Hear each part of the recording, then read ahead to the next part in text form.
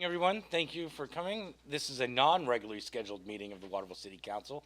There are agendas available in the file pockets near the entrance or online at the City of Waterville's website. All items appearing on the consent agenda are voted on in one motion and vote and generally do not require discussion. All items listed under unfinished business or new business are voted on separately. First, councilors will be given an opportunity for questions or comments. Once councilors have had an opportunity to speak, citizens will be given an opportunity for comments or questions. Citizens must speak at the podium and identify themselves. Each citizen will be allowed one opportunity to speak and will be limited to 3 minutes. Finally, councilors will be given another opportunity to speak or comment. Citizens who would like to speak on a topic that does not appear on tonight's agenda will have an opportunity to do so at the end of the meeting under the public comments section of the agenda. Pledge of Allegiance. Pledge allegiance to the flag of the United States of America and to the republic for which it stands, one nation, under God, indivisible, with liberty and justice for all. All right, disclosure of conflict of interest. Seeing none, we'll move on to the meeting. Okay, and I'm going to move to waive cloture so that we can take up a matter that's not on the agenda. Which item would you like to take up? That is the mutual aid agreement with Delta. Second. Shall I read the Please. item? Please, Patty. Yes. Approval of an ambulance mutual aid agreement. Be it resolved by the City Council of the City of Waterville as follows, that the city manager and fire chief be authorized to complete all necessary paperwork to implement the attached ambulance mutual aid agreement between Waterville Fire and Rescue and Delta Ambulance Main EMS Service. I need a motion to adopt. Oh, So moved. Already did. we have to vote to waive cloture, I'm sorry. Oh, Right. right. Patty, can I get a roll call? Yes. Counsel Morris? Yes. Counsel DeBrito? Yes. Counsel Klepak? Yes. Counsel Green? Yes. Counsel Foss? Yes. Counsel Frankie? Yes. Counsel McCormick? Yes. The vote is 7 in favor and 0 opposed. Move to adopt. Second. Second. All right, discussion? Chief? Oh, go ahead. Well, yeah, so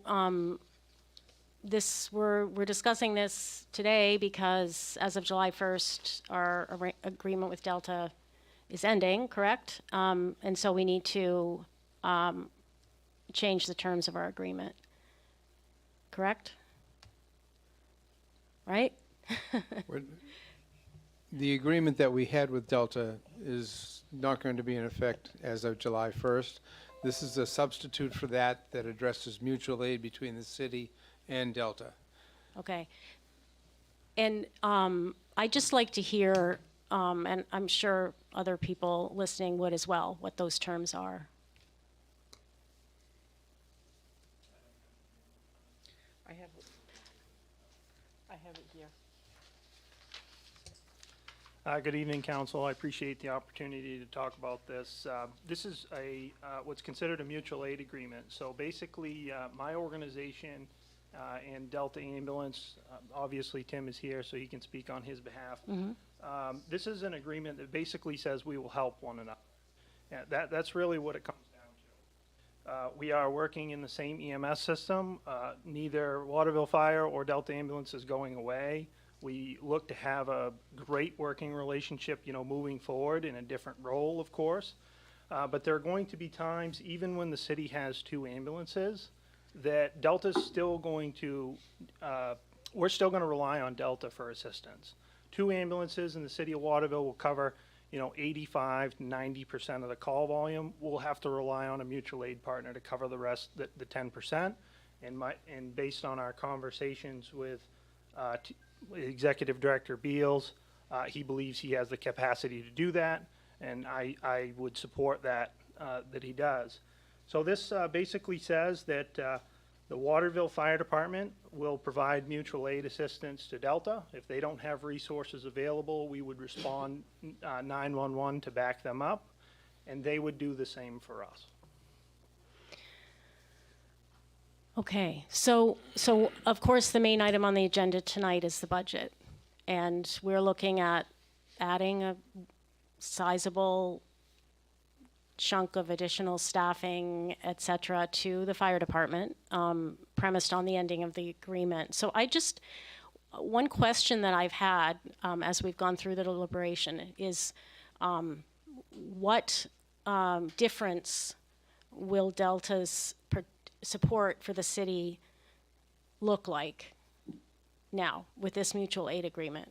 Because I've heard two things. I've heard it will be the same as before, and I've heard it won't be the same as before. So I'd love, Mr. Beals, if you'd give us your perspective on how this is going to change July 1.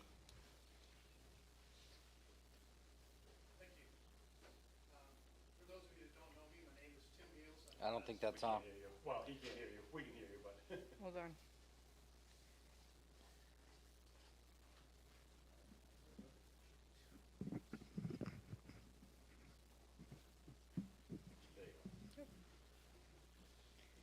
So, for those of you that don't know me, my name is Tim Beals. I'm the Executive Director of Delta Ambulance.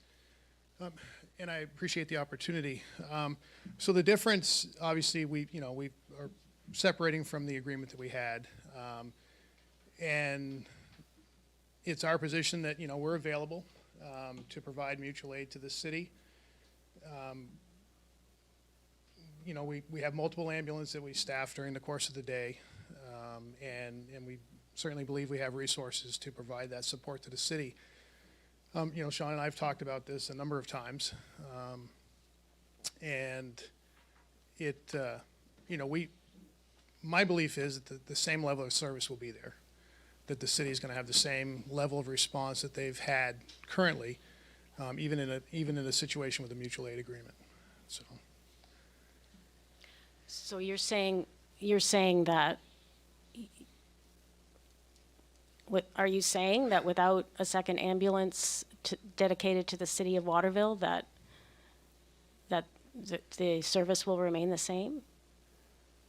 I just. Yeah, I know. I'm trying to understand because we have a big decision to make, as you can appreciate, right. and I just want to say I'm really disappointed that we're not working together in a more concerted fashion, and I hope that we will at one point. But it's important for me to understand exactly what the impact's going to be on emergency service for Waterville with this new change from the agreement you previously had to this agreement. I think everyone would agree that 911 calls are unpredictable, that you can't Sure. really, you can look at history, you can look at trends and see. And I don't disagree with the chief's, assessment that there are definitely times when 2 ambulances are necessary. The calls come in back to back. There are times when 4 or 5 or 6 ambulances, are needed.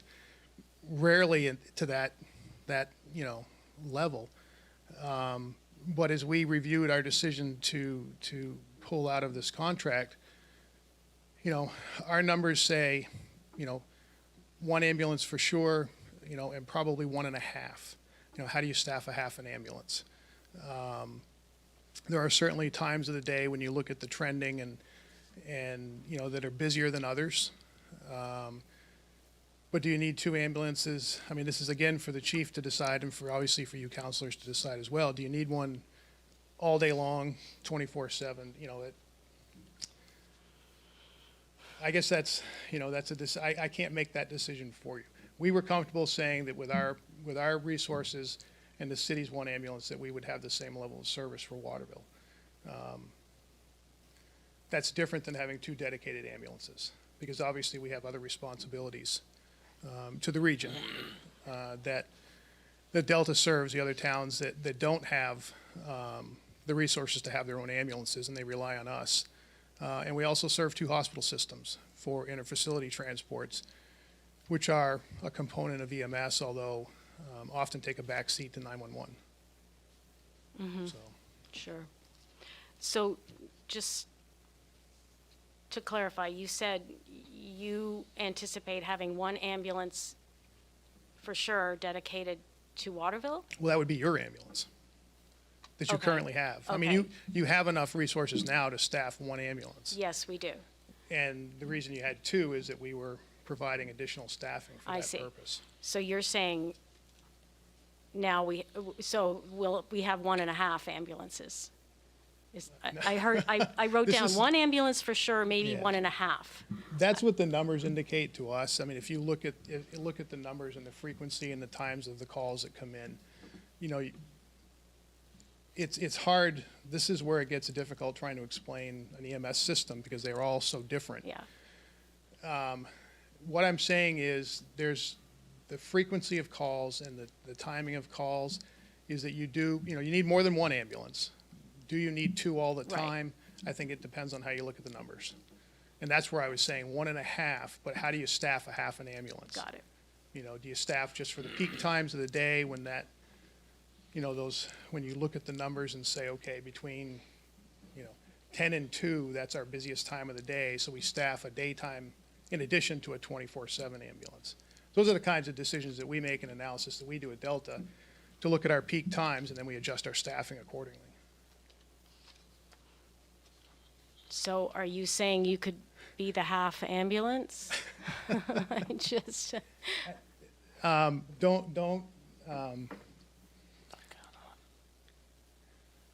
or are you really saying we'll be there if we can be? what I'm saying is we're going to be there. Call us when you need us, and we're going to respond.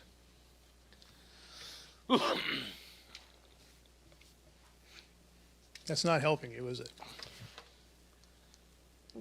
Well, it's, yeah, it's not We're very not clear. able, so but- I can just say, we're not able to guarantee a dedicated ambulance to the city of Waterville. Right, Right now, there are 2 dedicated ambulances to the city with shared staffing, and that, is going to separate where those individuals that are currently on those 2 ambulances that are Delta employees will come back, to Delta, and they'll be, they're going to be on an ambulance, but they'll be used, within our system to cover our regular towns and interfacility transports, like we do that anyways. But we aren't going to have an ambulance sitting there just waiting for a call in Waterville. right, okay. Counselor Klepak. Yeah, Mr. Beal, Dr. Beal, I'm not sure what your title is. Thank you so much for coming and helping us understand this decision we have to make. What percentage of the time would you estimate that if Waterville were to not add another ambulance and we had to rely on Delta to fill that gap, what percentage of the time would you estimate that, again, with the caveats that you said earlier, 911 is unpredictable, but you have a large body of data at this point. What percentage of the time would you estimate that a vehicle, a ambulance would not be able to leave immediately for that call, would have to is previously committed and would have to resolve that previous commitment before supporting the city? What percentage of calls are we talking about here? Unfortunately, that's, I don't have that number, and I think that's it's fairly difficult to determine, given again, the unpredictable nature of not only 911s, but the interfacility transfer business as well, because you can't predict. You can predict peak times of the day, but that's a trend, but it's hard to predict whether or not an ambulance would be available. I mean, we have always arranged, our operation is that 911s take precedence over interfacilities, and you will, and I know Sean is aware of this as well, that you basically put the interfacilities in a queue, and you get to them when you can, because they're in a safe place now, except for the urgent stat ones that need to go to a higher level of care for immediate services. So there's, we always keep some 911s available, but again, given that we have other towns we're responsible for, I can't say with a guarantee that there would be absolutely an ambulance available to respond. So, So, I got a question, putting aside everything that we've done over the last few years, back and forth. Who was that? Microphone, Jay. Sorry. Getting rid of all the history that we've had over the last 3 years, the back and forth, all the things that we've tried to do, does Waterville having 2 dedicated ambulances help Delta serve the rest of the region? no. And Why not? so, part of it's fiscal, part of it's revenue.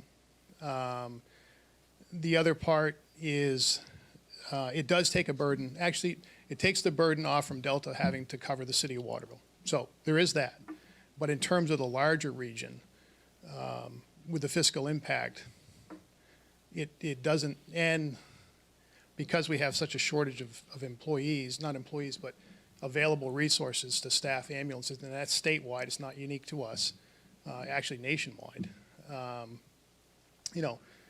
Anytime a community adds an ambulance and now all of a sudden you have 7 more or 8, in this case, individuals that you have to hire, recruit, they have to come from somewhere.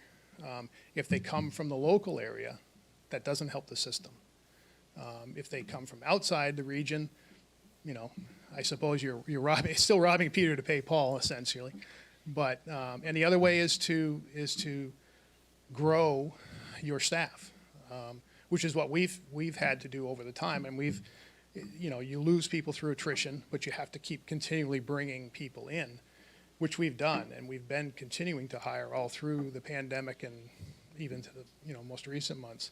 But many of those people aren't trained, and we have to put them through training, and so they're in the system and they're being trained, but they're not yet providing service. So it takes time to grow a service. So by adding, with the fact that you're going to add 7 people, depending upon where those 7 people come from, it could help or hinder the region. But it could help the region if we go outside of the area. Having to try, I can't argue the fact that if the city of Waterville took care of itself, that's a burden off surrounding services. That's really the question I was asking, but I appreciate that answer. Claude, do you have your hand up? It's sort of like blending in with your Yeah, wall. He does, yeah. Oh, yes, I do have my yellow wall here. Yes, I do. Go ahead, Claude. Just to the matter here, Mr. Beal, the mutual aid agreement that we're discussing tonight, that's if Waterville can help out at Delta, that's good for Delta. And if Delta can help Waterville out, that's good for Waterville. Is that pretty much the essence of the agreement? Yeah, that's pretty much, as the chief, basically explained, that's how it works. There's a few more statements in there that basically say that, if there's a mutual aid call that Delta needs coverage for, but Waterville's tied up, we understand, that's written in there. So we understand the limits of our systems. And that's explained, articulated in that document so that everybody has a clear understanding that, both Waterville Fire and Delta are available to each other if we have available resources. So we're not quite as close together as we were with the prior agreement, but we're still working with each other. That's correct.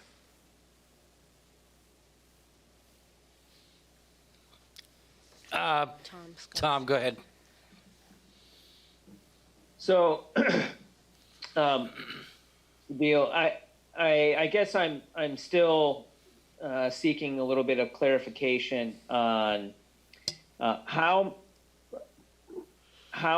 the dynamic is right now. How many at any given time? How many units do you have ready to mobilize? Say right at this moment, at Delta? You have two teams, you have one team at ready at all times? What's your capacity? No, it varies different times of the day. It varies with staffing. But typically we have 4 to 5 ambulances during the day, and then in Waterville area, it drops down at night. And then we have 1 to 2 ambulances available down in our Augusta station. But that serves a different market. So at peak hours, for example, say at noon, something like that, there are 4 Delta ambulances potentially capable of handling services, and 1 in Waterville firehouse. So there's potentially 5 at a peak time of the day.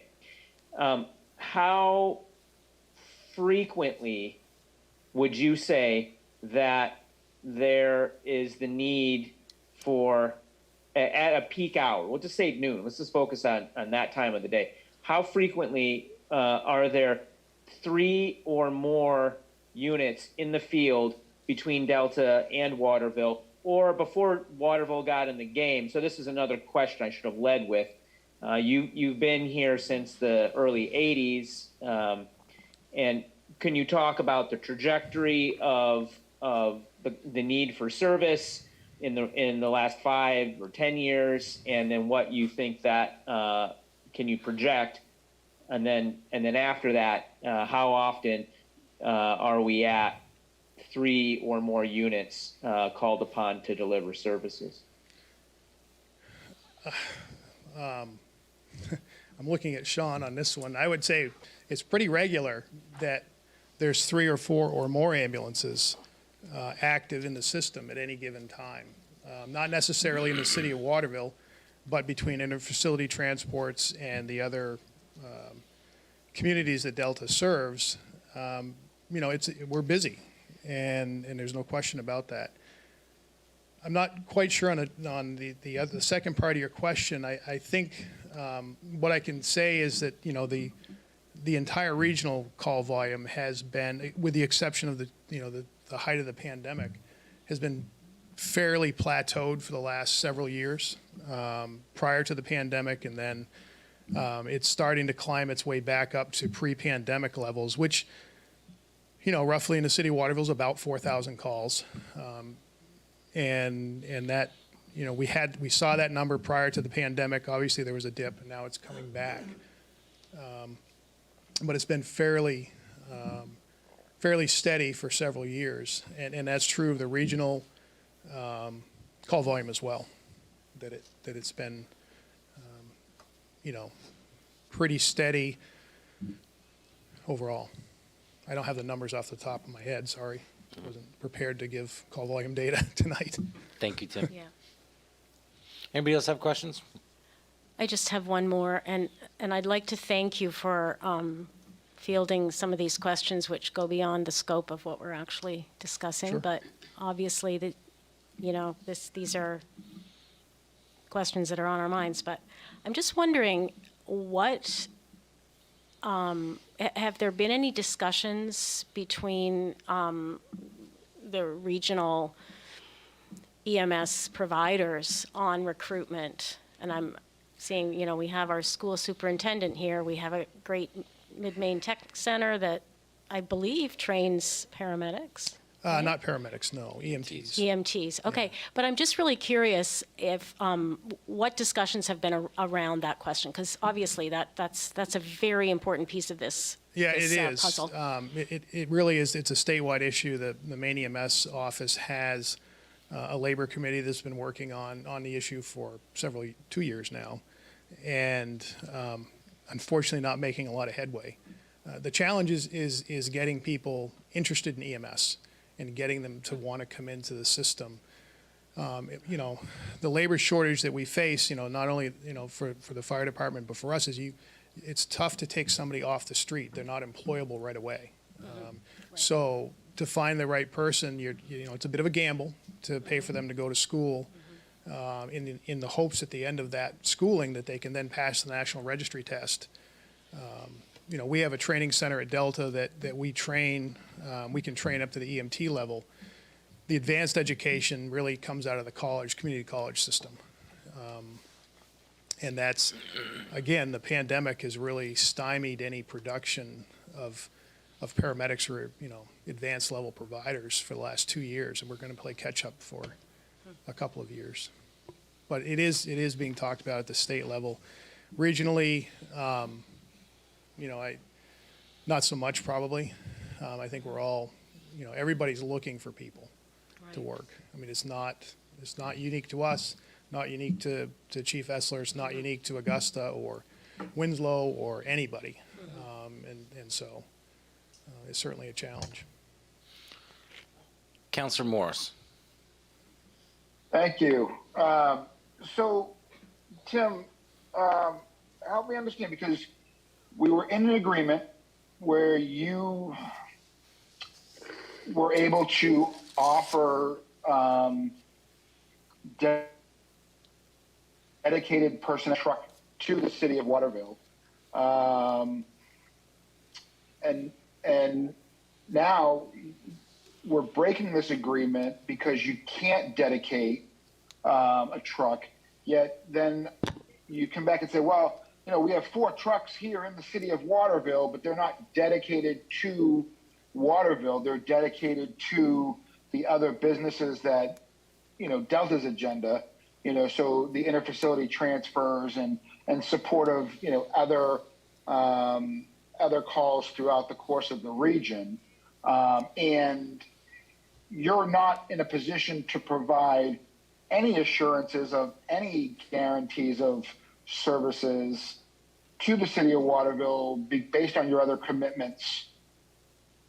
I mean, you're housed out of Waterville. So all of your ambulances, except for the ones in Augusta, are in Waterville. So when you say, well, we have 4 ambulances in Waterville, it's not an untrue statement, but they're not dedicated to calls within Waterville. You have them dedicated to your interfacility transfers and calls in things like Sydney and Rome and Oakland and Fairfield and the other cities in which you currently have a footprint in. So what type of guarantee can you make to the city of Waterville that you will have people available to assist when you're at that 1.5 level of ambulance need, or 2 ambulances? We have 1. You know what I mean? Like, so by you pulling out of this agreement, how do we supplement what you are then taking away? Well, I think I made it clear that we don't, we're available when you need us. If you were to have 1 ambulance, you wouldn't need us every other call. You may only need us once or twice a day, depending on the call volume. There are certainly times when 2 ambulances are needed, and Chief Essler has articulated that percentage.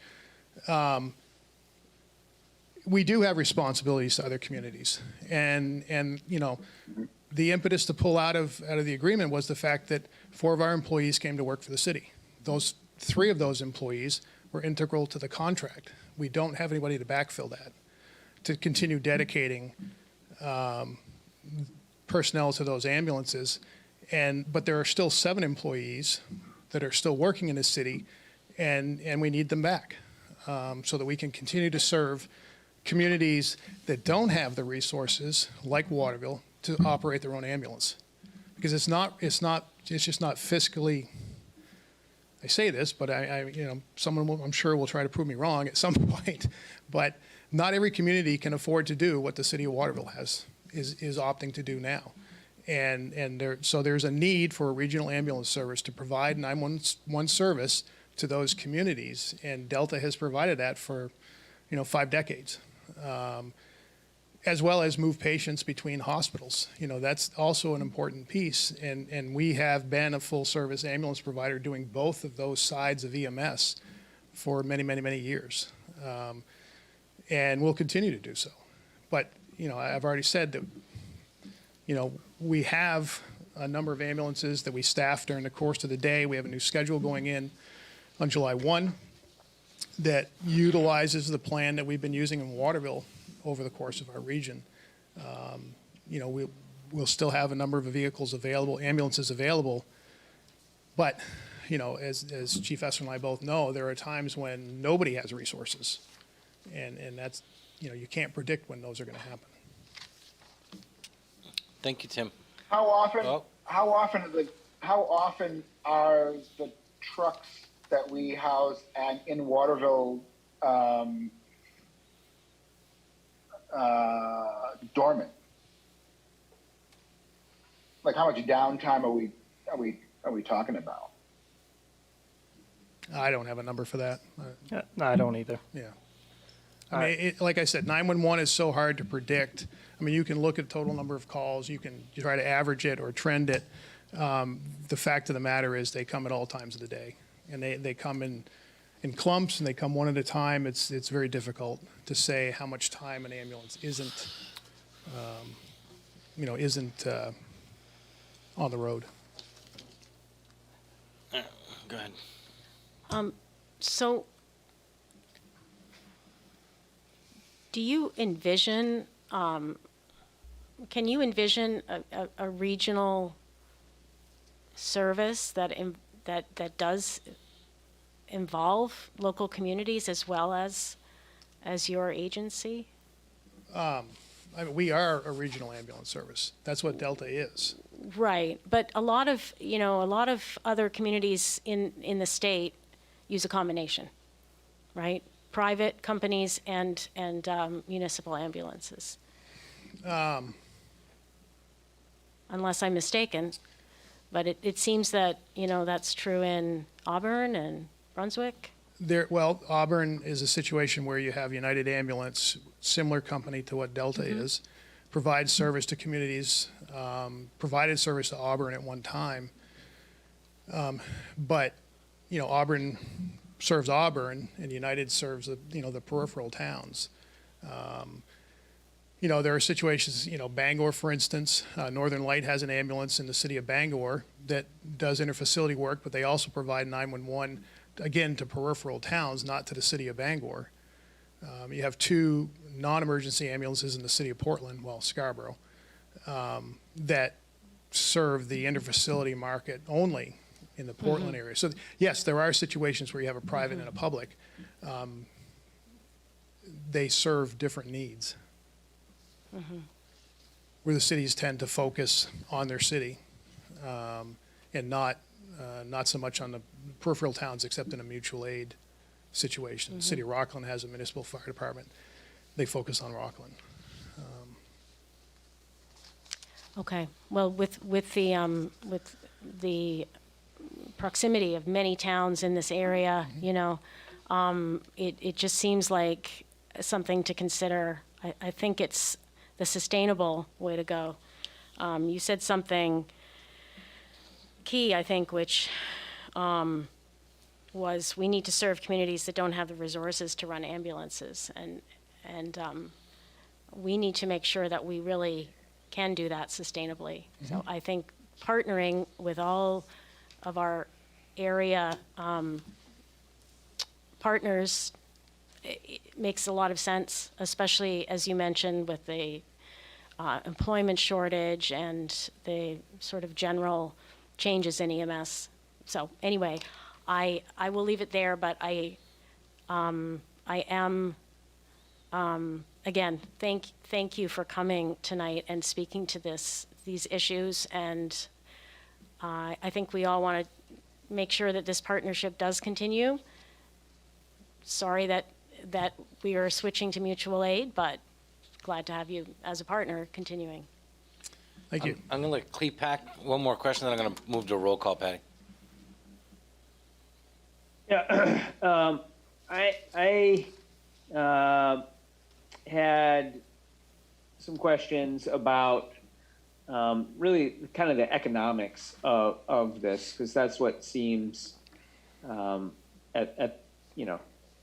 the heart of all this. How Delta can be solvent, how the city, what are we actually getting into? What is going to be the actual cost to the city in terms of all kinds of stuff that may not be immediately apparent. You have a lot of experience in the area. What kind of percentages can the city of Waterville expect for reimbursement for our accounts receivable? That, like, if you were to imagine what we're doing, how much revenue are we actually going to be able to use to defray the cost of whatever, whether it's one or two? Yeah, And then the last, and maybe that's, Sean has some thoughts on that as well, I'm sure, because you have been doing some billing. And then the second thing, while I have you at the podium, and I'll let it all go here, but I just want to ask you what else you think we should hear from you. What should we be considering that hasn't been raised yet? I want to understand the dynamic as thoroughly as I can. To your first question about reimbursement, healthcare reimbursement this is probably not the forum to try to explain healthcare reimbursement and ambulance billing and the nature of that. I can say generally you can project your potential earnings on paper. The challenge is collecting the money from the patients and from the insurance companies. That's, no matter what part of healthcare you're in, that's a challenge. So that's certainly something that you have to consider, as you move forward. That oftentimes things look good on paper, but you won't know until you've tried it as to what your actual collection rates are. I can tell you, and I know Sean has the numbers that, the city of Waterville is heavy Medicare, main care in terms of a payer mix. You can expect a fixed rate for that. You still have to go after deductibles and things like that. But again, not enough time and probably the wrong forum to try to explain ambulance billing. The second part of your question, I'm not sure exactly what you're asking in terms of what you haven't heard from us. I mean, I think our position was clear in the letter. I'm asking if you see a blind spot that we're not considering. I just want to know what our blind spots are, if you see them. I guess I don't know how to answer that question. I'm sorry. I'm not exactly. Thank you. Yeah. Thank you. I'm Yeah. sorry. Thanks, Tim. Put you on the spot. Patty, can I get a roll call, please? Oh, yep, go ahead.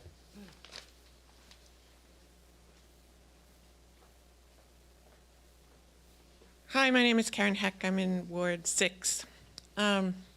First of all, thank you all for doing jobs that are not particularly glamorous nor ever really appreciated. I wasn't going to speak at this because I didn't know that it was coming up, but my question in general has to do with the experience that I've had over the 50 years that I've lived in this town, and the times when I was mayor, and I understand the difficulty of trying to craft a budget in the last couple months of the year. And what happens, it seems to me, is that issues always come up at the end. And what I'm wondering, and Eric and I are going to talk about that this week, because I have the same question about the school system, is, and I've been trying to get people interested in a fire district forever, because that would allow nonprofits to actually pay, similar to the sewage district and the water district. It would actually allow us to get out of that expense on the taxpayers and have users pay. But my question is there a way that going forward, there's a real look at what consolidation and regionalization can do in terms of the schools, because we know Winslow doesn't always like us and didn't want to build the school that in Winslow that we wanted to do, but all of the taxpayers in Winslow and Waterville want to keep their taxes down, and we're already sharing teachers and kids are on the same sports teams and blah, blah, blah. But can we start a process that would be helpful, bringing in other partners, like the hospitals must have some suggestions and needs and resources or thoughts about the ambulance system. What are they? So that we start doing this in a proactive way and seeing the big picture rather than trying to patch in the last, I know it's difficult because you don't know what revenue sharing is going to be and you don't know what the budgets are going to be, but it just seems like it's a very thankless task because all you generally hear about is don't raise my taxes. But there are trade-offs, you're not going to get an ambulance in 30 seconds if your taxes are going to go up this amount. But I'm just throwing out the option or thought that maybe we could do this in a more proactive way before the next budget session. Your thought isn't lost. We've been trying to figure out how to play with other towns and other stakeholders for the last year and a half, 2 years. We've been trying to do that. I know that I've bugged Eric and the school board about going to Winslow and talking. I think it requires a willingness from other partners. And I think that might happen if we get outside of just the councils, because the councils, it's not just the councils who are dealing with this. And I bet in Winslow, there are people who think similarly to what I'm saying. I think that there are people I other can count 2 places. counselors over there, absolutely. 2 counselors, but there are other residents and taxpayers and stuff. So it's just frustrating, And I know how frustrating it is for the council and the mayor and the city administrators. So I'm happy to help in any way I can to move that forward. Thank you. Thank you. Now I'm going to get a roll call. Counsel Morris? Counsel Morris, you're muted. I know. It takes me a minute. I'm not used to this side. Give me a second. Oh, yeah. Was that a yes? Yes. Yes. Love you, Patty. Love your show. First time caller, long time listener. Counselor DeBrito? Yes. Counselor Klepak? Yes. Counselor Green? Yes. Counselor Foss? Yes. Counselor Frankie? Yes, Counselor McCormick? Yes. The vote is 7 in favor and 0 opposed. All right. Next order of business. Do you want to call another? So I guess we need to waive cloture again, because I would like to propose an emergency order to extend funding into July so that we can take our time and make the right decisions on this budget. It's Counselor Green, if I may. The first order of business, if you want to proceed in that direction, would be the requirement to declare an emergency first, because, so that would be a resolution. Would you like me to read a resolution? Yes, or- please. Okay.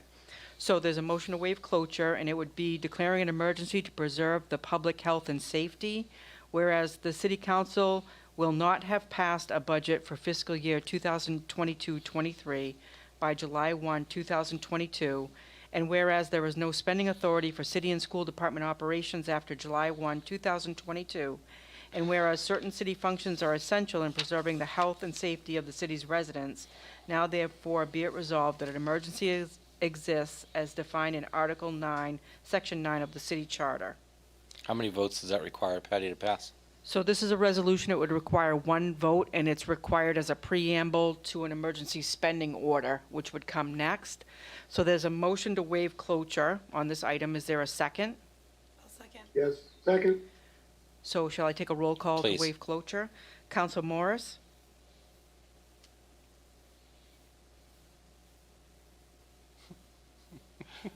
You got this, Morris. Yes. You can do it. Thank you for the time, Patty.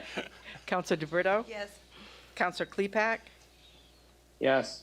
Counselor Green? yes. Counselor Foss? Yes, for the sake of debate. Counselor Frankie, Yes, Counselor McCormick. Yes. The vote is 7 in favor and 0 opposed. So now, is there a motion to adopt? I'll So move. moved. And I need a second. Second. Thank you. Okay, it's Tad, on the can I get a- floor. All right, it's on the floor. And this requires how many votes? This requires a majority, I believe. Yes. It's the majority last vote. one that requires a unanimous decision. Correct. So we need a 5-2 or a 4-3 on this? Majority would be 4-3. Just want to make sure. Yeah, this one. Any discussion? Well, I'll just talk a little bit about why I'm proposing this. In a way, we've had a very long budget process. We started in early May, and our very first presentation, I believe, was the fire chief's departmental proposal. And a lot has happened since then. Of course, we've had the Delta decision to withdraw, but we didn't actually hear. We didn't actually get the full budget with all the pieces in it, including, the new proposal from the fire chief, the final school budget number until the 16th of June. And then 4 days later, we had a budget that we read, and now a week later, we're voting on a second. And, we all know there are some very big ticket items in this budget. It's a huge increase. A lot, we went into the budget knowing we were going to have to spend $1.5 million. And this budget is about supporting our workers, wages for our police, fire, teachers, staff. So it's all good things, but I just feel we haven't really had enough time to make sure that we have the right priorities. We have a tax increase included in this budget, and I would really like to see if we can't get it flat, to stay where we are this year and not raise it again. I believe the city manager has a proposal to do that, but and then we've just entered into this new mutual aid agreement. There are issues that came up with that. I really feel we need to take some more time to ask all the questions we need to and have the discussion we need to really be sure about passing the budget. Patty, can I get a roll call on that? Counselor Morris, Let's see his hands.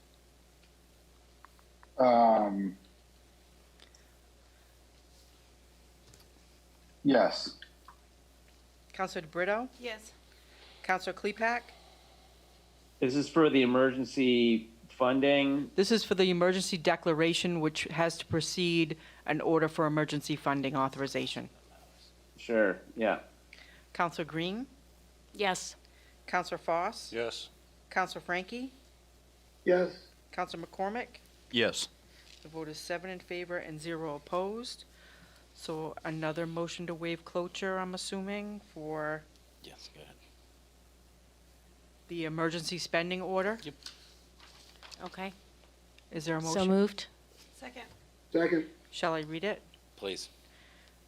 Emergency funding for city and school operations, whereas the City Council in Resolution 148, 2022 declared that an emergency exists as defined in Article 9, Section 9 of the City Charter. Now therefore be it hereby ordered by the City Council of the City of Waterville, acting as the municipal officers, as follows. That spending authority from July 1, 2022 is authorized until such time as a new city budget is approved, with said funding levels to be as provided for in the 2021-2022 fiscal year budget. Counselor Foss. Steve, are we in an emergency situation where we aren't going to be able to fund things and that we've asked for in this budget? And are we going to be looking at a substantial increase to the tax rate and so on and so forth? Have we come to a fairly common place in the last 24 hours as far as the budget's concerned? I believe that we have. You gotta turn your mic on. I believe that we have, as of today, at the request of the mayor and the council chair, we trimmed another $180,000 out of the city side of the budget. And that would reduce the mill rate from $26 even to $25.75. So the way I understand is we're coming up the amount that we went down last year? 25 cents, we went up 26. Hold on. Yes, We're- Okay. And then that's taking care of the teachers' increase, fire, police, so on and so forth, correct? takes care of all of the unions and all of the non-union staff on the city side. Thank you. Anyone else? We've got Eric here. Is everything on your side copacetic, or is you still got some things to work on? Patty, can I get a roll call? So this is on the motion to waive cloture. This is just to waive the cloture, This is right? just to waive cloture. Counsel Morris, Yes. Counsel DeBrito, Yes. Counsel Klepak, Yeah. Counsel Green, Yes. Counsel Foss. Yes? Counsel Frankie, Yes, Counsel McCormick. Yes. The vote is 7 in favor and 0 opposed. Now we need to put it on the floor to adopt. so moved. Oh, yeah. Sorry, I'm dizzy with all of the various motions. Any discussion before I move to a roll call? In this, And just to clarify, this is a measure that we're adopting in case we do not come to consensus tonight on the budget. Correct. This gives the Right. the city the authority to continue paying bills and operating after July 1st, Right, thank you. should you not pass a budget tonight. Patty, can I get a roll call? Counsel Morris, Yes. Counsel DeBrito. Yes. Counsel Klepak, Yes. Counsel Green, Yes. Counsel Foss. Yes? Counsel Frankie, Yes, Counsel McCormick. Yes. The vote is 7 in favor and 0 opposed. Now we're on to Okay. Order 142. So that last one is only if we don't pass the budget. Correct. Those become moot if the council passes a budget this evening. Okay? Okay. Moving on to Order 142. Yes, we will. 142, 2022. An order providing for appropriation of municipal and school operating budgets for the period of July 1, 2022 through June 30th, 2023. Is it all right if I just read that by title only? Yes. Thank you. Move to adopt? Second. Any discussion? Nope, Steve. Mr. Mayor and council members, we have provided for you in the council shared space a substitute budget order 142 that reflects the changes that I just described or mentioned, on the city side of the budget. If you look at that, it's in the council shared space. The highlighted yellow numbers are the ones that are different from the first reading as it was amended at the last meeting. And just to give you a quick rundown of them, the total budget now would stand at $51,565,405. That's a reduction of $180,000, which is the number that I mentioned on the city side. Then we go to the city appropriation, and that's reduced by $180,000 to $23,128.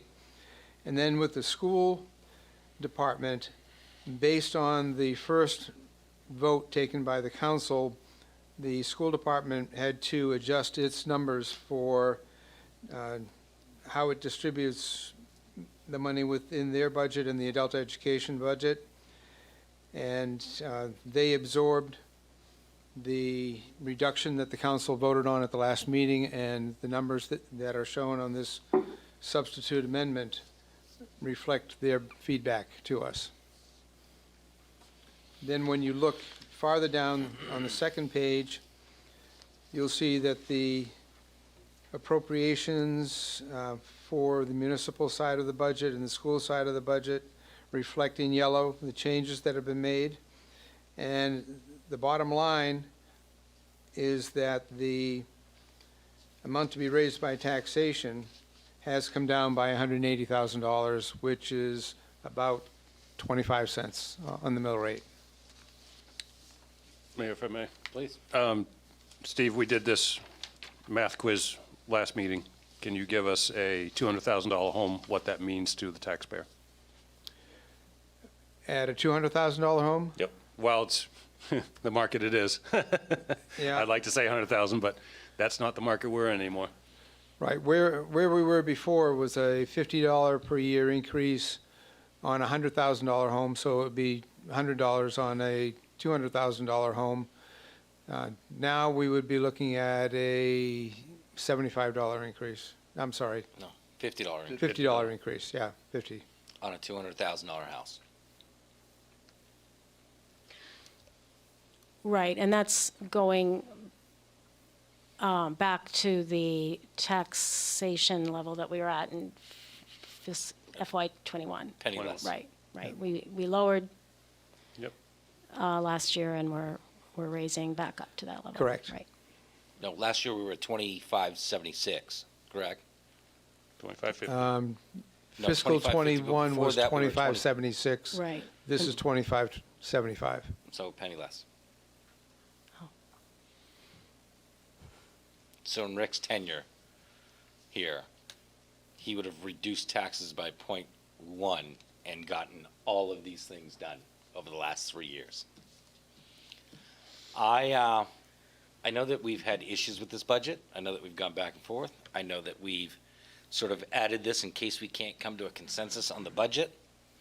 I still think it's a decent budget. After everything that we've had to deal with, after everything that was dropped in our laps, after inflation this year, the teachers are getting paid, our firefighters are getting paid, our police officers are getting paid, our workers are getting paid, and the only thing you're asking the average Waterville taxpayer for on their home now equates to about $2.50 a month. I want to put that into perspective, that we're going to fight over $2.50 a month. We should be passing the budget and moving on to the next things that we have to do. If there is an issue, we can always reopen, we can always amend the budget. But as you said, we've been at this since May. We've had lots of discussions. We've had some public input, but every single one of these meetings have been public. And no one is here raising a fight over 25 cents or 50 cents before that. I think it's important to understand that there are always going to be people in the city, especially our seniors, who are struggling, who are on a fixed income. Inflation everywhere. It's crazy. What's a gallon of gas? $5? It's more than milk. Are there some other things that we might be able to cut through? It's possible, but we're going to draw this out even longer, and we're just going to go back and forth. I think it's time to pass a responsible budget that does all of the things that we needed to get done, and then some. That's my only 2 cents. Boss. My 2 cents is thank you to every department head for relooking at your budgets and cutting more out that you could.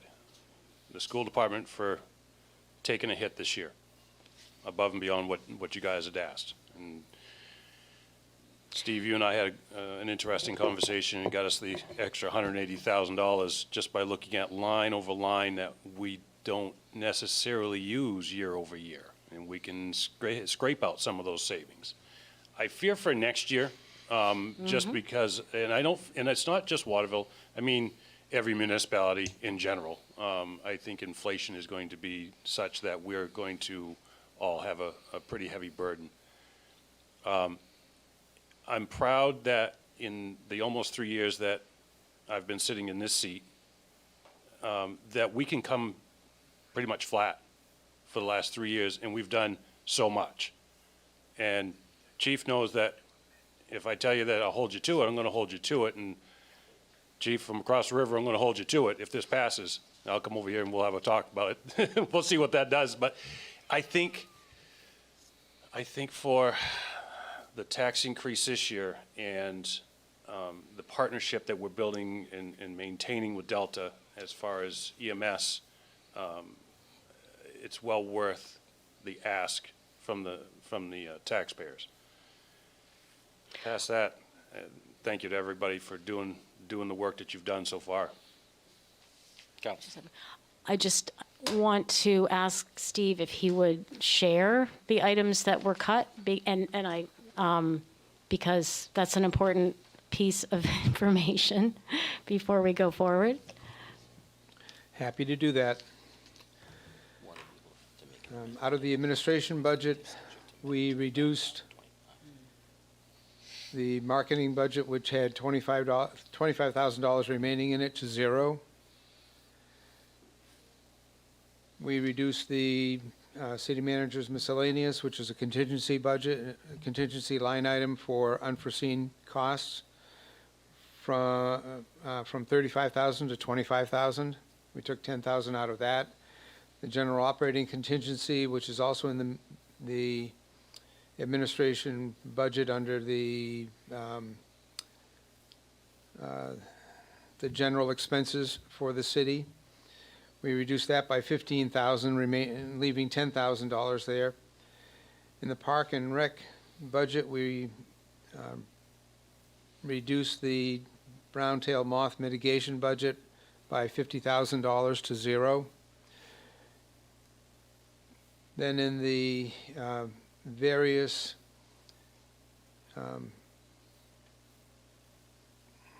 in the list of salaried employees, we took a hard look at that today for salary adjustments, and we're able to reduce that by $28,000.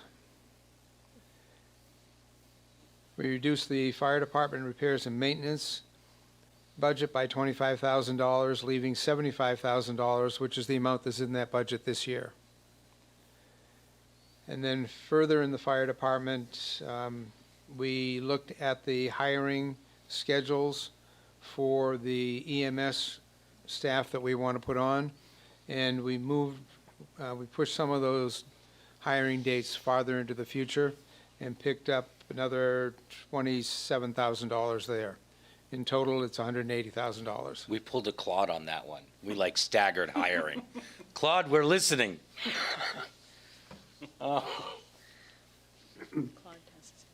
Yes, ahead. I'm not as optimistic as you are about how well we've done with the budget this year, Jay. In fact, we've done an awful lot of maneuvering on the budget in the last couple of weeks. The fire department proposal was only aired a week ago and has not received very much public attention at this point.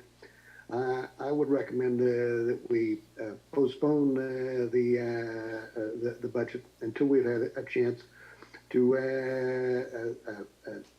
further discuss the way the fire department's going to expand, to take a look at some of the things that we have cut out of the budget that we might not have. In other words, I think we rushed the budget here in the last couple of weeks way too fast, and I would like us to be a little more cautious about what we're doing with the $52 million that we're asking the city to pay in this budget. That's why I think we should think things over a little bit more. Anyone else? Okay, I guess I would second that too. I feel like it was rushed a little bit, and that's why I'm gonna vote for it to be. Microphone? It's on. Is it on? Yes. Can you hear me? Yeah, and I feel like it was rushed a little bit, especially like hearing like little details, just like within the last couple of days. So I am going to like vote for it to go forward and wait for a little bit. And the reason is like, okay, if like within a couple of days, we're able to bring it down that much, imagine what we can do a little bit, just with a little bit more time.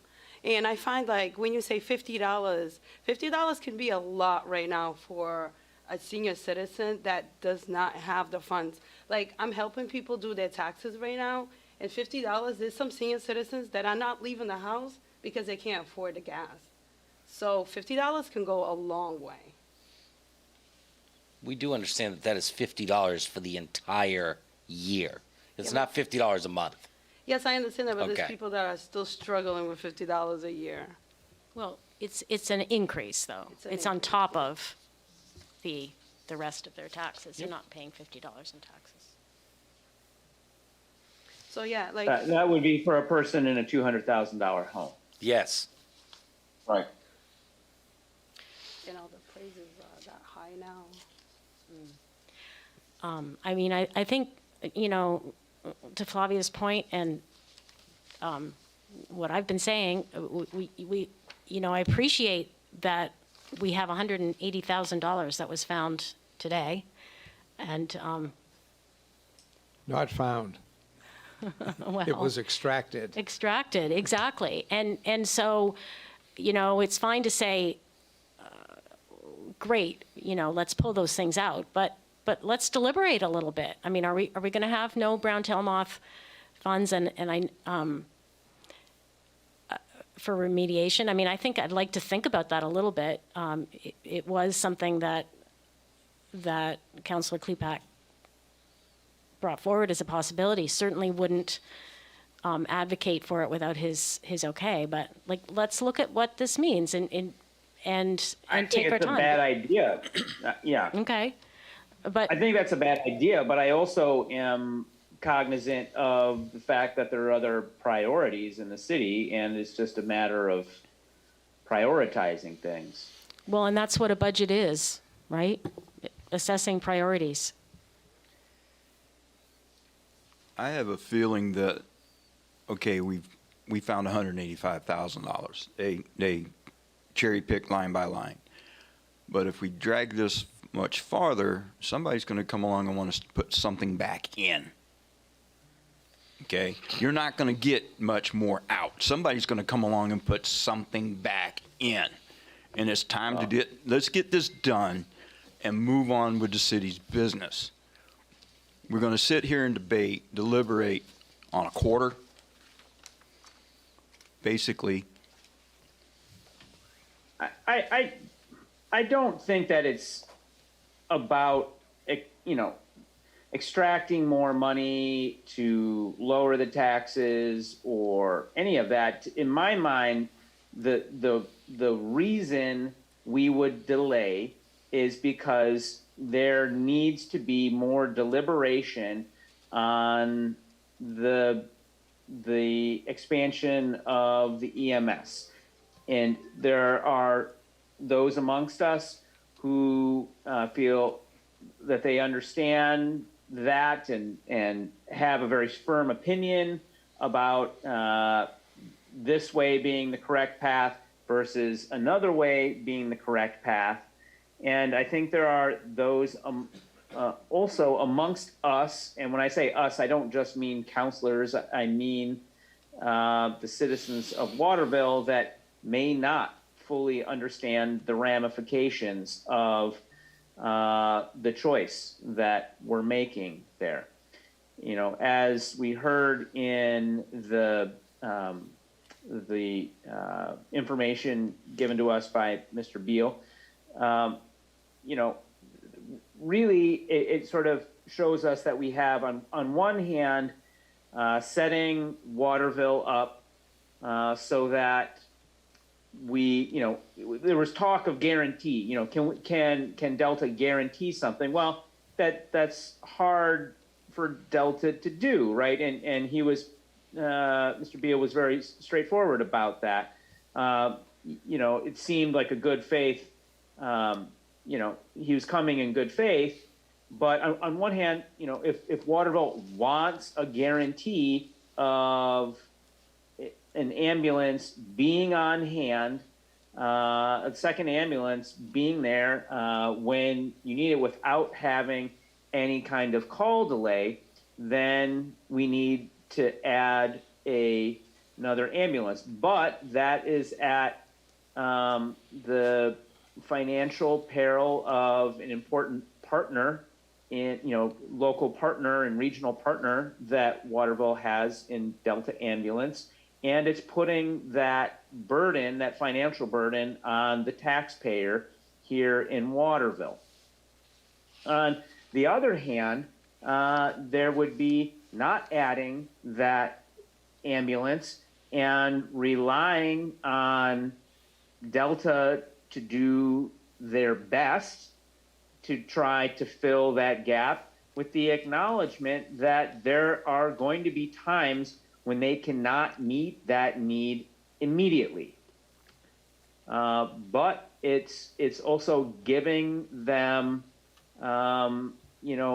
further solvency, making sure that they have a little bit of the local 911 business to supplement their bottom line and keep their, financial future looking strong, which certainly benefits all of us. It benefits all of us to have a strong Delta.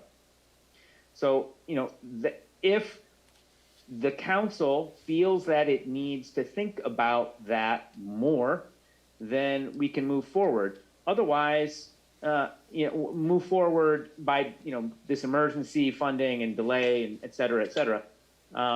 If the sense of the council is that, we have come to terms with the issue and we're willing to shoulder the extra cost of the second ambulance and potentially impacting Delta ambulance, then perhaps we should discuss it more. As far as picking little bits off the bone here from the rest of the budget, it seems like it has gone pretty rapidly, but geez, I want budget season to move rapidly. So yeah, if we got a budget that works, otherwise I'm okay with that. That just seems to be my understanding of the situation. Maybe I'm incorrect. No, it's pretty much That's fantastic, Tom. Yeah, I don't think anyone wants to stretch this out, No.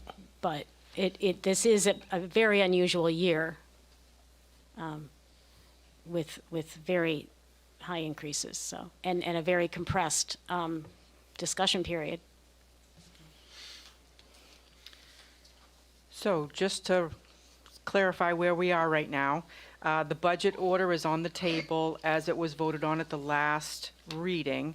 So there could be a motion to amend, to accept the amended substituted moved. version. Second. So now it's on the floor with the amendment. Shall we vote on those amendments? Please. Counselor Morris? So we're voting on all of the whole $185,000 cut? Correct. The amendments that City Manager Daley detailed will amend the budget order that you will be considering for a final vote. So you're voting on the Yeah, I mean- amendment. No, I want to say no, because I don't, we've done a lot of work in the brown-tail moth space, and we're hearing that, I hear more about that out in the public than I do about, ambulances or, teacher salaries. I hear more about the block, because, again, it's an annoyance for everyone. So for me to just, no, I'm going to say no. Okay. Counselor DeBrito? No. Counselor Klepak?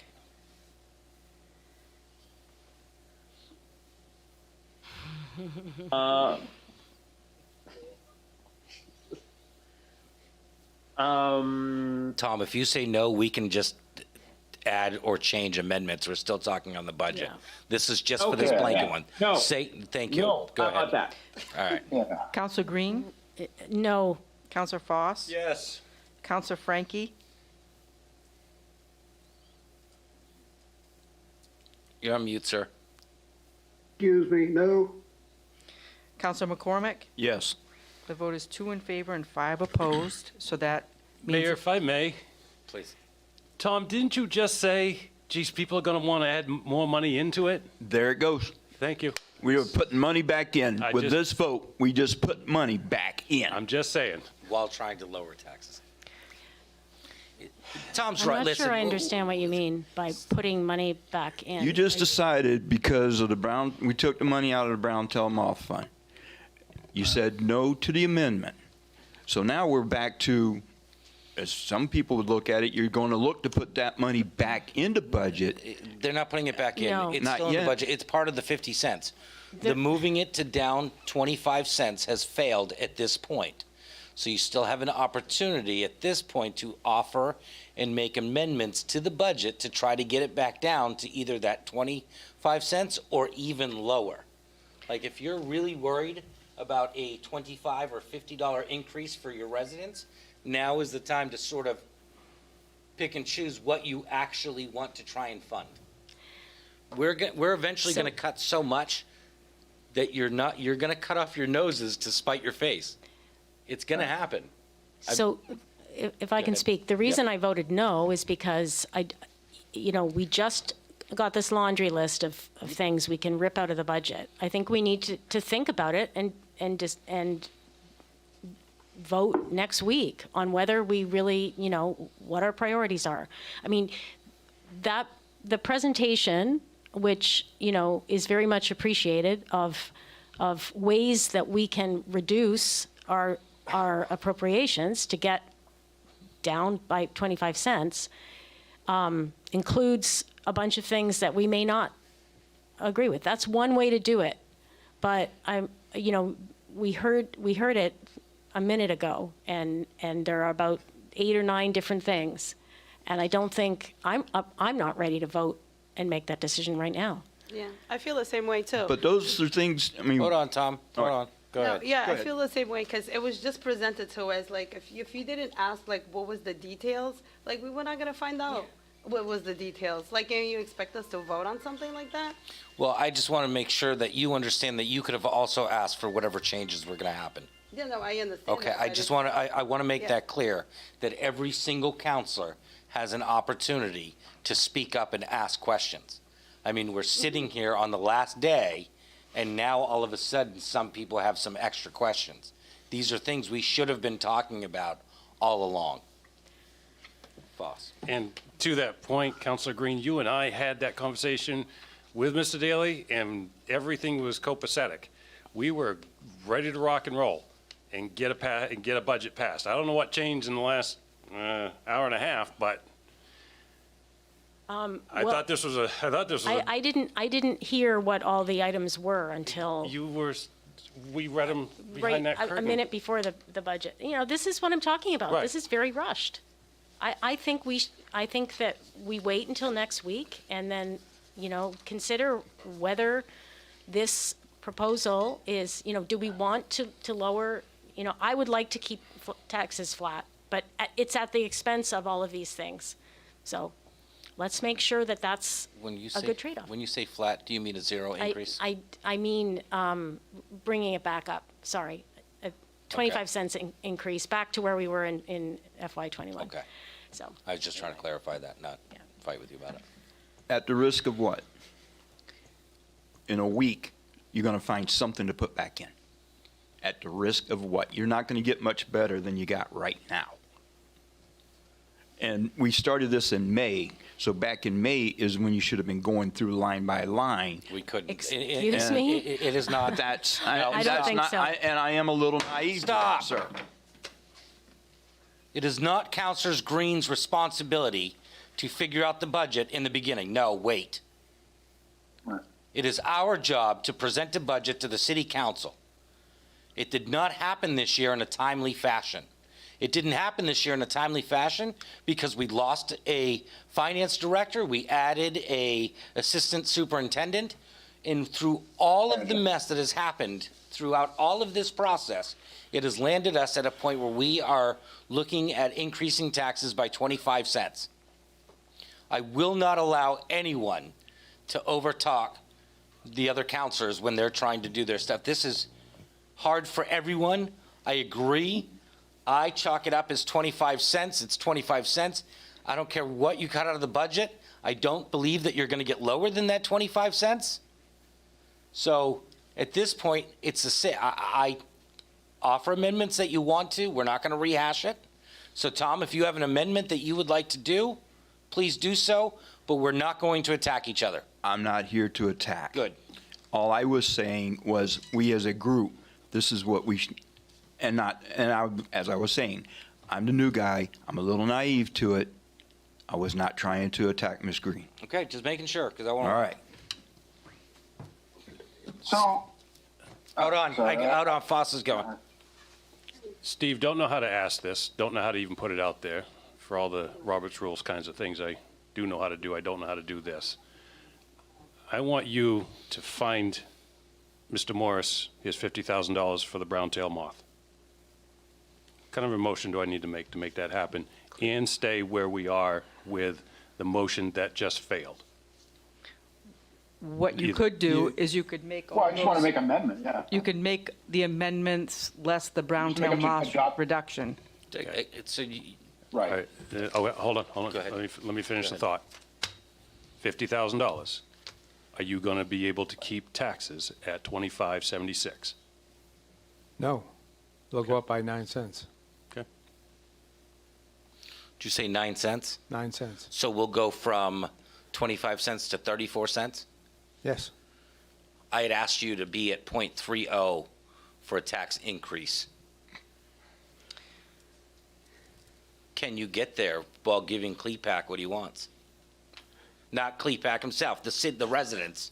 Clepac is the one spearheading, but we want to make sure Right. that the residents get the stuff that they need. This is I the got a problem with question. budget when we cut stuff out, is that you want to give residents the resources and the ability to be able to do these things. And I feel like the more we keep talking about this budget, the more we're going to nitpick and take things out that really benefit the residents of this city. Right. So I'm hoping that Foss is thinking of making an amendment that says he would like the taxes to go up by no more than that 25 cents, and the brown tail is off. I mean, if we tell you that you can only go up in your budget by that 0.25, the onus is on you to figure it out. I got a question. Can I Hold can on. I yield Let him back? finish, and I'll give it to you. Okay. And to the mayor's point, guys and ladies, we are, I think $50,000 away from, I don't want to put words in anybody's mouth, okay? But if we're $50,000 from having a 7-0 vote on a budget, You're not. It's going to be like 6. okay? It's probably going to be 6-1, that's okay. But really, if brown-tail moth, and God love you, Clepac, for the commitment you have to that, I'm okay with the $50,000. But if we draw this back from the table and we go digging, we're all going to go digging, and I think it's going to turn into a mess. And I don't want a mess. It's not that it's wrong. It's not that it's right. It's just that it's a mess. And I'm not trying to push anybody in one direction or the other. But if we're 50 grand off from having a budget,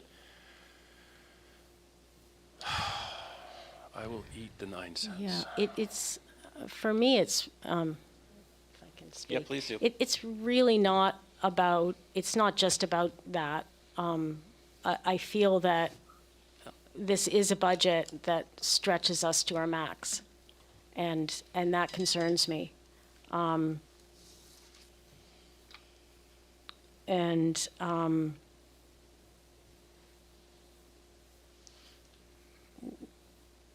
Yeah, I mean, this year, fine, we can go ahead with this budget and we can pay for it.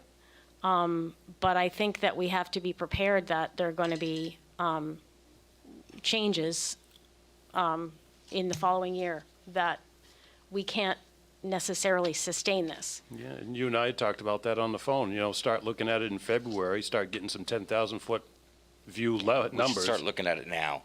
Like, as soon as we're done, we should start doing next year's budget. And we know that if we can possibly hold off reevaluation to help our residents, we should try.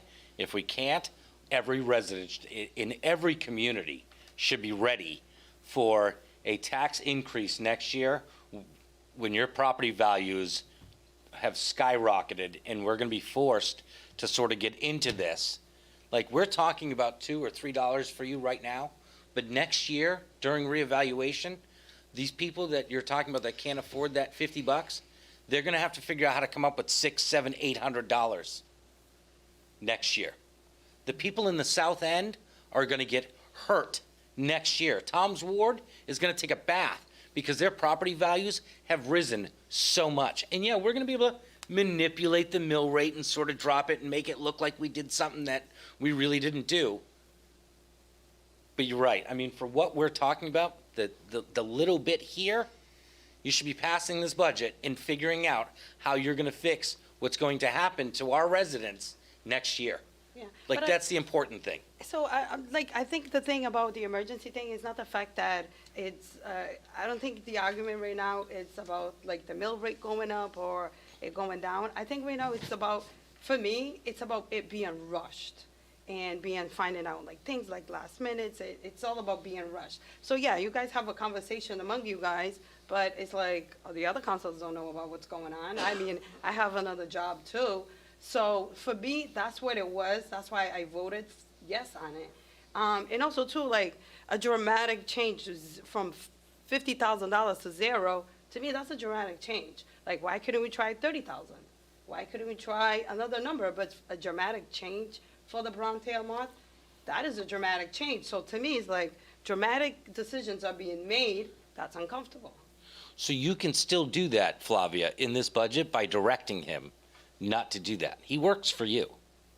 So as a council, you can direct Steve how you want him to manipulate the budget and what not to touch. So it sounds like that 50 is what's really holding up a lot of people. I think that's right. I mean, I think that is the one item that I'm concerned about cutting. And it's something, it goes in the category of services to city that I think a lot of people have appreciated. Steve? Yeah.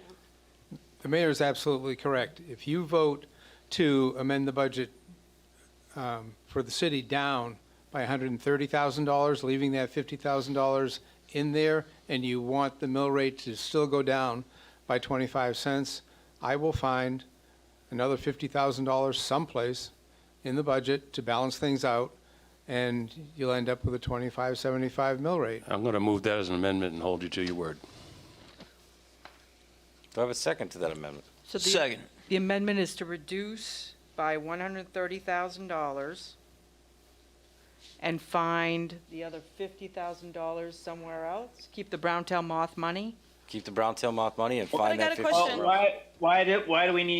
Why do we, okay, so, I mean, as the advocate of the brown-tail moths, treatment in the city, why, don't suppose that I don't think it's an important thing, of course, but maybe as Councilor DeBrito suggests, 30 grand or something is, I mean, whatever money you allocate, we're going to spend. It's certainly going to be more expensive next year than it was this year for a number of reasons I won't go into. And so we're not going to get the level of treatment next year that we got this year. But, it's just, we'll put the resources we have that we decide to spend where we can. And maybe if we only shave, if we shave 20 grand off of it, it's, easier for Steve to find 30 grand in the budget somewhere else. Because I really, the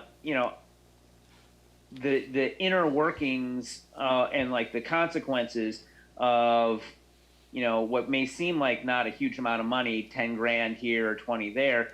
I have a hard time knowing what the impact, like the discretionary fund that Steve has there going from 35 to 25. I don't know.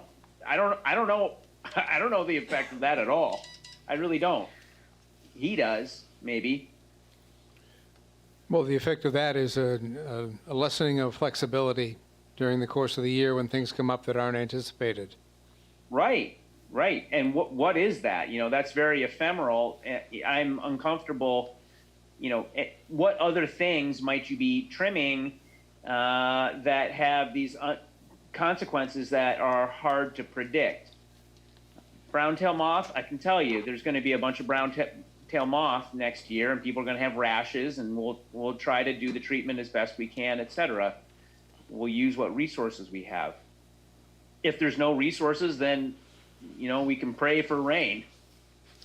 I think your 30,000, are you making a motion to, I'd have to fix mine. yeah, okay. Yeah, and I'm not Go even ahead. sure what it was, honestly. If I may. Yep, Counselor Foss. Tom, do you think 30 grand will help you out?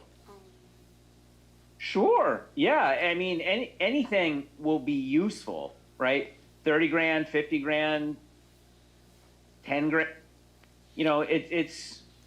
Okay, let's I make this. think 30 is fine. I want to feel like I'm contributing Yeah. something. Well, you're the subject matter expert here, and I don't mean that in a joking way. I mean that in a serious way. And if you think that 30 grand's going to get it done for you, then so be it. I got a question. Well, But if you think 50 grand's going to get it done, you know, let's stay on point with that. you're going to get $20,000 more of the city treated with that. And it's a little bit hard for me to predict because we are not going to be using the same kind of treatment regime that we used this year. We have to change it. And the way I look at it is if you don't use all 50 grand, pull 15,000 over to some other line item like advertising Sure. and sell the commercial space that, you know, the taxpayers desperately need raised for their taxes to be helped out. But Go ahead, so Flavia. I think I want to leave it at 50,000 is what I'm getting at. Just So- because it's just moving, you know, money around after he doesn't spend $50,000. So what exactly is your motion? Still the same. Still the same, get us to 130, leaving the 50. 2576. I got a question. Yeah, 130. So, how much money was spent on that last year? Oh, I Counselor? can give you that. I think it was around Hang on a $50,000. Yeah, I was gonna say, we allocated 100,000, but only 50,000 of it was used. Okay. Yeah, but that's a little. We get Keep it. in mind, that's a little misleading. We were using a method of treatment that we will not be using next year that was enabled us to treat a much broader swath of the city than we will be doing next year for a number of reasons I don't want to get into here. Secondly, we will not be having the public works officials go to private residences and treat trees on private residences either. If there is funds, if we pass some sort of funds and we have funds remaining after public lands have been treated, then we've been talking about the potential for a voucher system or something to help residents defray costs, maybe based on need. We haven't figured out all the details of what that might mean yet. We're gonna try to be as efficient as we can, but there's some limitations. You got him talking around there. The SME is all over this. I just want to make sure Patty's So the square. motion on the floor is to reduce the budget by $130,000, but keep the brown tail moth funding at $50,000. That is correct. And I don't have a second. Yes, you did. I seconded it. You do? Okay, thank you. But I know we have an amendment on the floor, but Counselor Frankie has his hand. Claude, I'm having a hard time seeing your yellow. I'm sorry. Well, I can't figure out how to get the nice, pretty color of my wall painted here in the next 10 minutes. But I just wanted to point out that we have now spent a little over an hour quibbling about $50,000 here, $50,000 there.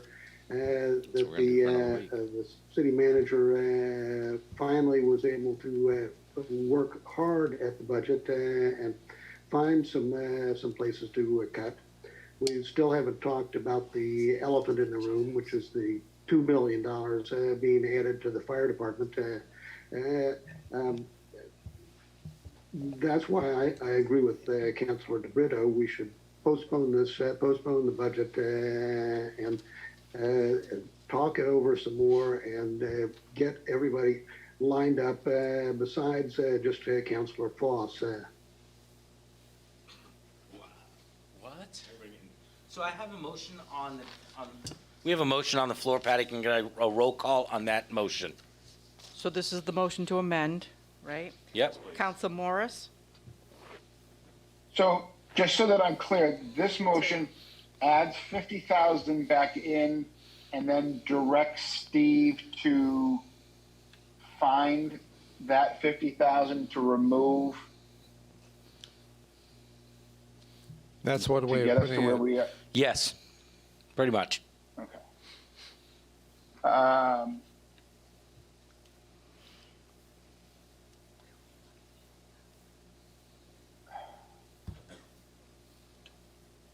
No, no. Counsel DeBrito, No, because I feel it's rushed. I just want to. Counsel Klepak,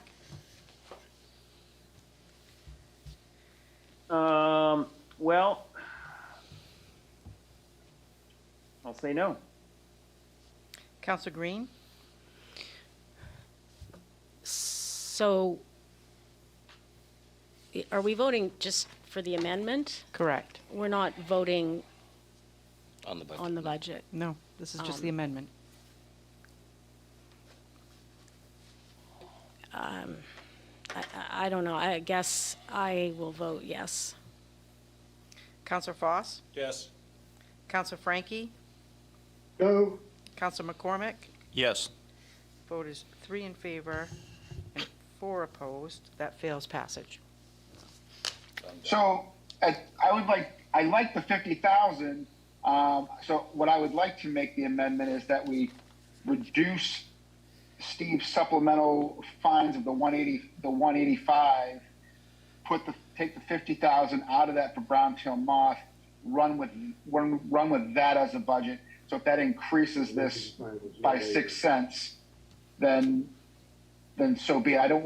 What I don't want to do is the reason I didn't like the previous one is I didn't want him to direct and find 50,000 somewhere else that, maybe has the same effect as the brown-tail moth. So let's run with what we have, put the brown-tail moth in there and have that go up that 6 cents or 4 cents or whatever It's that 9 cents. Is that a motion? 9 cents. That a motion? Yes, it is. I'll second Yes. So that'll bring us to Thank you. .34. And there was a second to that? Counselor Foss seconded. Let's try this again. Patty, can I get a roll call on the amendment? So everyone understand the amendment? I'm not sure that I do 100%, but Yeah, let's important one. Yeah. let's So hear it again. the amendment that I was making was the 185 that Steve put through, that we were going to put through the cuts tonight. We moved that forward with less the $50,000 for the brown tail. So we're not removing the 50,000 brown tail moth mitigation money. okay. That's staying in there. So thus getting us to the 130. So we'll reduce the budget overall by 130. 135. 130 or 135? 130. Request to 130. Steve, 130. Yep. Yeah, Okay, 130. But we're not mitigating Steve to find any additional money, and we're Okay. running with that budget as it is. so I understand. I assume everyone else understands. Shall I do a roll call? Counsel Morris? Claude has his hand up. Oh, I'm sorry. Counselor Frankie. Go ahead, Claude. My mic's off. yes, let me understand. Councilor Morris's motion amendment is to raise taxes by 50,000. Yes.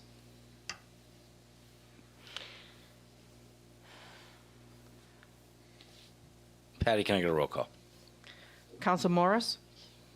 Yes. Counsel DeBrito? No. Counsel Klepak? Yeah. Counsel Green? No. And I'm- Counsel Foss? Yes. Counsel Frankie? No, Counsel McCormick? Yes. The vote is Wow, 4 in Did you have favor something to and say? 3 opposed. wow. That, you couldn't have repeated that pattern of voting if we tried. No, I mean, we're I close. think this just That tells was me, Eden's versus the odds in terms of the wards. I'm going to make a motion to take a 5-minute recess because cooler heads usually prevail. Done deal, 5 minutes. I'm not going to object to that. I think we're all cool. Take 5 minutes.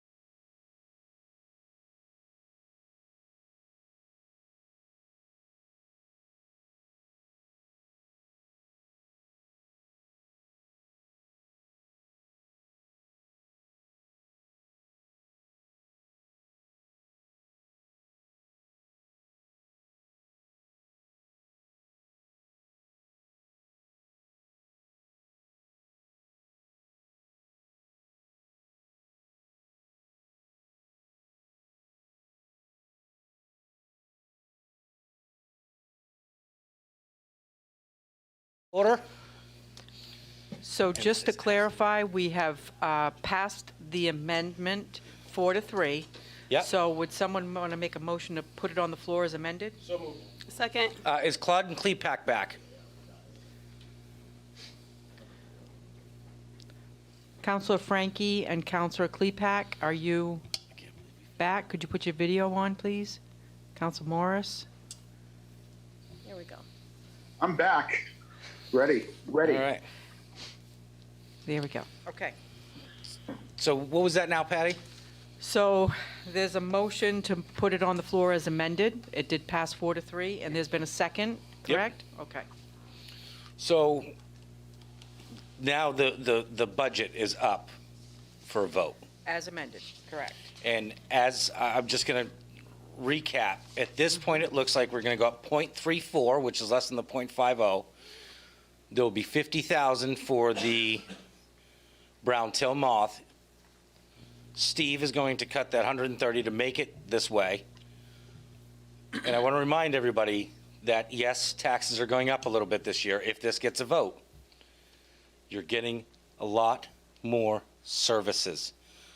We're increasing our teachers' pay, which is what everybody has talked about. We are going to mitigate brown-tail moth. We have entered a partnership again with Delta for mutual aid. Our citizens will be covered. There's going to be no gap. We are going to get a mental health officer for the police department With ARPA funds. with ARPA funds. Thank you, Councilor Green. I am correct in all of that. That is the recap. Yeah. And, yeah. Go ahead. Do you have something to say? No, I also want to say too, like, a lot of the things that we covered with the ARPA funds was like, even like education, parent ambassadors, like, a lot. We did a lot in this budget. Patty, can you get a roll call?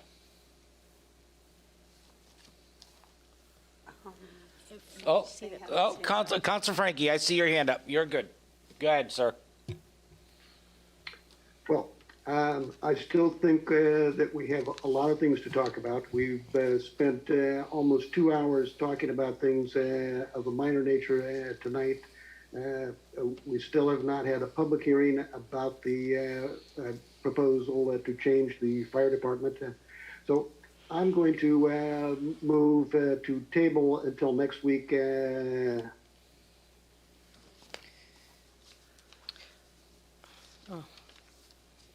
There is no second. Patty, can I get a roll call on the budget, please? Councilor. I just have something to say before we do that.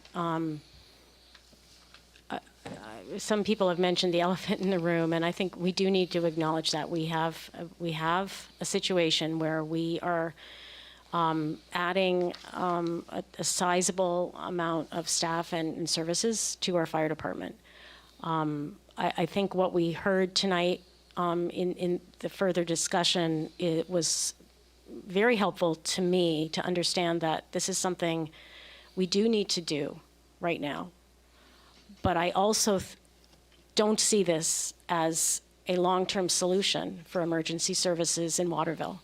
And I would like to see us move towards having more regional partnerships and looking for ways that we can share this this service with our close partners, towns, hospitals, colleges maybe, and of course Delta. I think that that's the way to go. I think that's what will make this program sustainable. So that's the basis on which I'm going to vote tonight. I will tell you that we've been doing this pretty well for the last year and a half, and I'm in it. We're going to tackle this together. That is a viewpoint that we both share. Patty, may I please get a roll call on the budget? Counselor Morris? Yes. Counselor DeBrito? Yes. Counselor Klepak? Yes. Counselor Green? Yes. Counselor Foss? Yes. Counselor Frankie? In the interest of not raising taxes and not using up the reserve fund that has been built up in the city, I'm going to vote no on this budget. Counselor McCormick? Yes. The vote is 6 in favor and 1 opposed. Yeah, I just want to talk a little bit about like what Council Foy just said about raising taxes. It's like, yeah, at first I was like really hesitant about raising the taxes. But really, when you think about the population of Waterville, the way it's growing and the services that we're gonna get, it's appropriate at this time because it's just gonna go up again next year. So yeah. I think for the service, I think this is appropriate for this time. Yeah, thank you. All right, we're going to move on to public comment section of the day. Let's see. Are there any hands up? I don't see any. No.